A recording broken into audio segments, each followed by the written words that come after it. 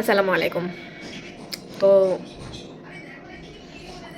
কথা বলতে তো ভয় লাগে এখন, কারণ স্বাধীনতা তো শেষ কথা বলার, আর বলবো না, আজকে লাস্ট।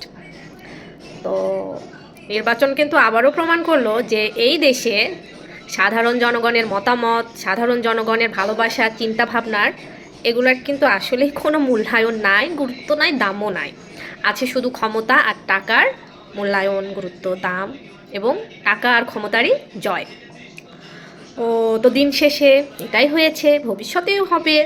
আমরা যে সাধারণ জনগণ, এভাবেই থাকতে হবে, ঠিক আছে? তো সমস্যা হচ্ছে যে মাঝখানে একটু স্বাধীনতা পাইছিলাম, অনেক কথাবার্তা বলছি, বলে একটা অভ্যাস হয়ে গেছে। তো অভ্যাস থেকে বের হইতে হবে, যে যত তাড়াতাড়ি পারেন ভাই বের হয়ে আসেন, সেটাই মঙ্গল। তো ভাবছি যে কস্টেপ কিনবো, হাতে রাখবো কস্টেপ সবসময়, যদি মুখ দিয়ে কখনো আর কি কিছু বের হইতে লাগে সঙ্গে সঙ্গে কস্টেপ দিয়ে আটকাই দিব, যেন আর কিছু বের হতে না পারে। তবে একটা কথা, আমি কিন্তু ভোট দেইনি, আমি কোনো দলকে সাপোর্টও করিনি।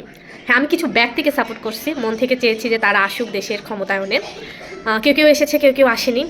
আর আসেনি তারও কারণ আমরা সবাই বুঝি, সবাই জানি। তো যাই হোক, ভোট যে দেয়নি এটা আমার কাছে একটা ভালো লাগার কাজ করছে। অন্তত আমার যে স্বাধীনতা খর্ব হবে, আমার যে অধিকারগুলো হরণ করা হবে, এতে অ্যাটলিস্ট আমার নিজের কোনো হাত থাকবে না, বিশ্বাস করেন। এই জিনিসটা ভেবে কিন্তু আমার ভালো লাগছে। আর যারা ভোট দিয়েছেন আর এইভাবে ভাবে সেলফি তুলে শেয়ার করছেন না, তারা দিন শেষে আয়নাতে দাঁড়াবেন যখন, তখন মানে নিজেকেই অপরাধী ভাববেন যে আমার স্বাধীনতা, আমার অধিকার, এগুলো আমি আমার নিজের কারণেই হারিয়েছি। যাই হোক, ভালো থাকবেন। এবং যে দল ক্ষমতায় আসলো তাদের জন্য শুভকামনা থাকলো।